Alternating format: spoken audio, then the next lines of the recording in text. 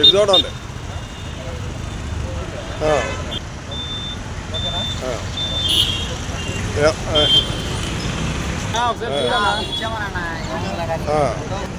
Recording వీడియోలో వెళ్ళిపోతుంది. ఇస్తాను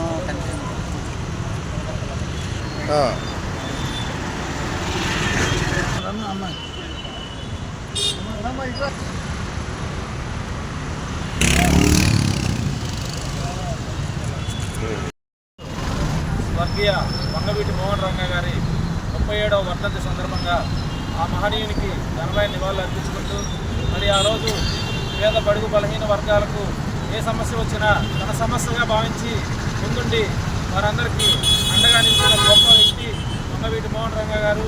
మరి ఆ రోజు పేదలకు ఇళ్ల పట్టాల కోసం తన నిరాహార దీక్ష చేస్తుండగా మనకి కారణాలు ఏమైనప్పటికీ ఆయన మన నుండి దూరం అయ్యారు. మరి అటువంటి గొప్ప వ్యక్తిని 37 సంవత్సరాలు గడుస్తూ ఉన్న ఆయన్ని ఈ రోజుకి వాడవాడల రాష్ట్ర వ్యాప్తంగా విగ్రహాలకు పూలమాలలు వేసి నివాళులర్పించడం జరుగుతూ ఉంది. మరి మేము గతంలో ఈ ప్రభుత్వాన్ని ఒకటి విజ్ఞప్తి చేస్తూ ఉన్నాం. మరి మేము గతంలో ఆల్రెడీ కృష్ణా జిల్లాకు వంగవీటి మోహన్ రంగ గారి పేరుని నామకరణం చేయాలని మరి మేము ఈ ప్రభుత్వాన్ని ఆల్రెడీ విజ్ఞప్తి చేసి ఉన్నాం.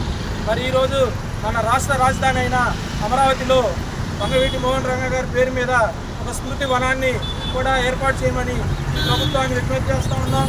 మరి ఆ రోజు పేదలకు ఏ సమస్య వచ్చినా తను ముందుండి తను ప్రజానాయకుడిగా ఉంటూ వారి ఇంటి దగ్గర ప్రజా దర్బార్ అనే కార్యక్రమం పెట్టి ఒక విజయవాడ నగరానికే పరిమితం కాకుండా రాష్ట్రంలో వివిధ సమస్యలకు తీసుకొచ్చి ఆయన పరిష్కార దిశగా ముందుకెళ్ళేవాళ్ళు. మరి ఆ రోజు ఆయన ధర్నా చేస్తుండగా మరి ఆయన కారణాలు తీసుకెళ్ళి ఆయన అక్రమంగా కేసులు బంధించి ఆ రోజు ప్రభుత్వం ఆయన జైల్లో పెట్టినప్పుడు ఆయన యువతకు ఒకటే సందేశం ఇచ్చారు. మరి చేయి కలుపు జాగ్రత్త గెలుపు అనే గొప్ప నినాదాన్ని మరి ఆయన అందరికీ ఇచ్చి స్ఫూర్తిదాయంగా నిలిచారు. మరి ఆయన కొందరు మేము ఆయన చూడలేనప్పటికీ ఆయన గురించి ఒక చరిత్ర పుటల్లో వింటూ ఉన్నాం.